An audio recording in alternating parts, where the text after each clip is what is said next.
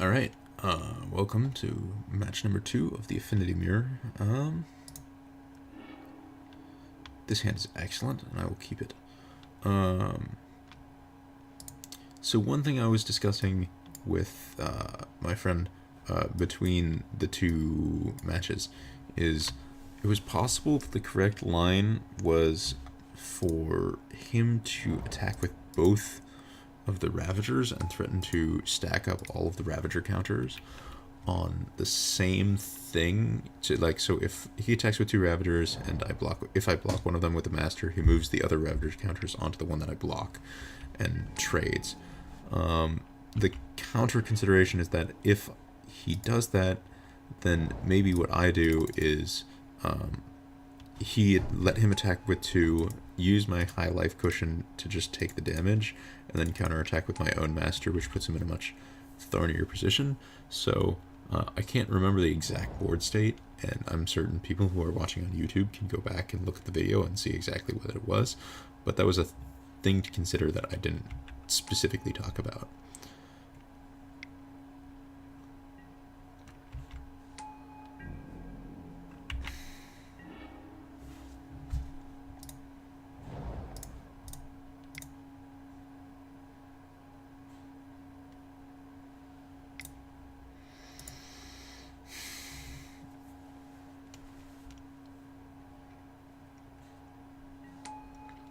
Here, I'm going to hold up Galvanic Blast in case I feel... I'm holding up several things. I'm holding up the possibility of blocking with a 3/3 Blink Moth Nexus. I'm holding up Galvanic Blast, and I'm also holding up the ability to put 2+1/+1 counters on 2 different creatures I control. And here, obviously, he concedes because he just looks at my start and says, this is way too much power. I don't have a Galvanic Blast to kill off the Steel Overseer. I have no way to get in profitably against the fact that there's a Master and a Steel Overseer, and there's a Cranial Plating that's going to kill me in a few turns. There's just no way to win. So it's a fair concession if his hand is fairly weak.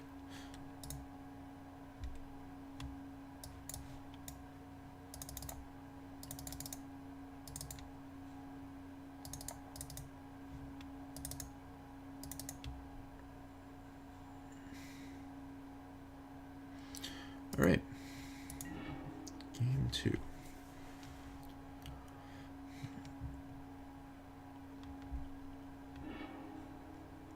This hand is also a good.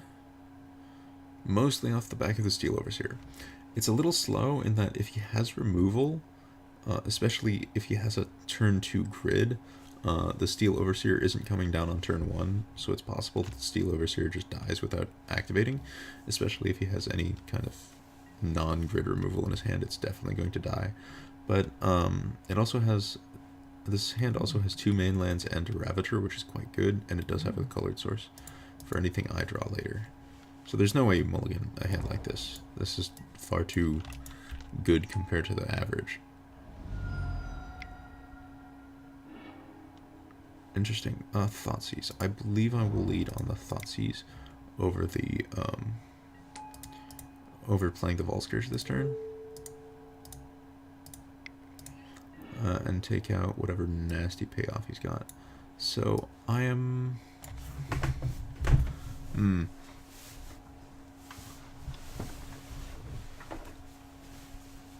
So I can play to him not drawing a colored source, because right now he's off a colored source.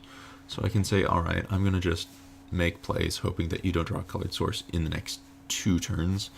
And if he doesn't, then I probably just win. Or I could let him have a Ravager, which makes everything nastier. Now, I'm gonna say that he's not gonna draw a colored source the next 2 turns, and so taking the Ravager is going to end up working out well for me.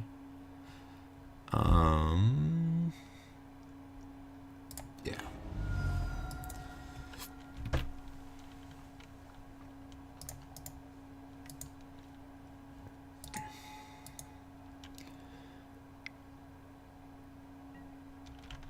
Alright, so he drew something that he couldn't cast.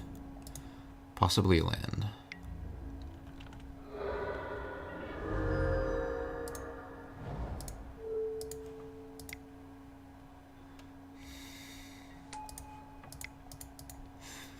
I'm not actually sure if I want to trade off Vault Scourge for Vault Scourge.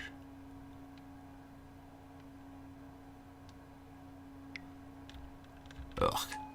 Alright, he got his colored source, so he Galvanic Blasts the Steel Overseer, and now I'm behind because I left him with a Master of Ethereum.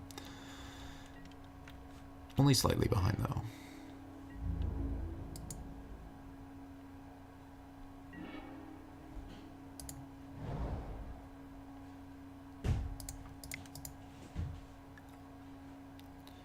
I definitely feel incentivized to play out both Ravagers, and then he's not counterattacking me particularly hard.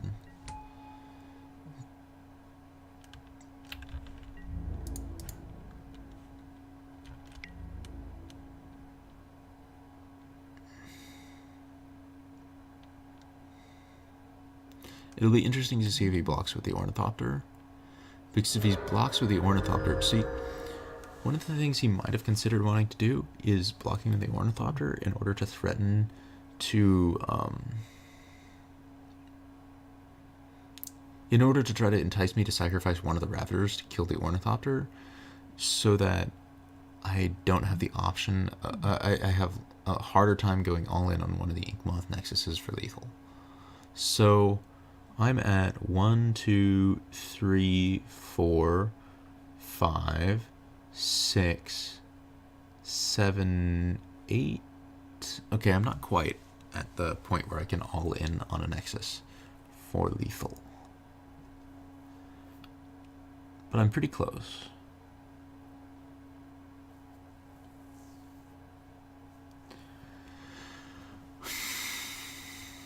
A artifact mana, a Mox Opal or a interesting, a plating and not.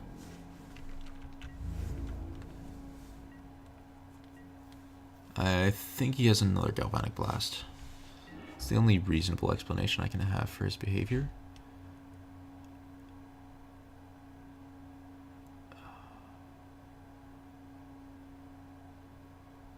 I find trading anything against his Vault Scourge acceptable.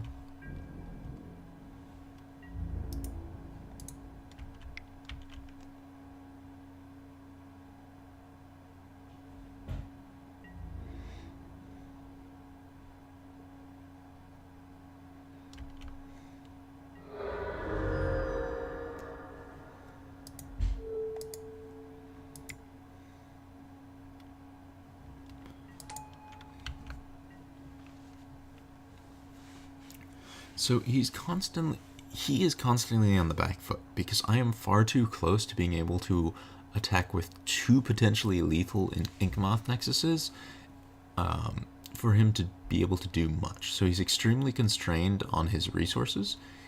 If he taps out too much, either in creatures or in mana, or actually kind of in both, because I have to be afraid. Alright, that might have been a little bit preemptive. He knows that I have the ability to go all in with the Inkmoth Nexus, but he does have a Master of Ethereum. He's not able to cast the Master of Ethereum because if he casts the Master of Ethereum, he taps too low to defend against the Inkmoth Nexuses. See, yeah, it's not entirely wrong. So the thing that so most players I would see here would cast the Master of Ethereum, have the Vault Scourge, and then I would animate both Inkmoth Nexuses and attack with both. He would block one, and I would go all in on the other. That's the kind of thing I would expect from a average Affinity player. They wouldn't recognize their potential to just lose out of nowhere if they go too low on resources. Now, my opponent now is seeing that next step and saying, okay, I can't play anything right now. But I'm guessing he's also seeing a step further and saying, I can't play anything out right now. I don't see that changing. I'm losing this attrition war, and I have no options of getting around losing the attrition war, and that's why I'm going to concede. Anyways, so I'll see you for the third match in a sec.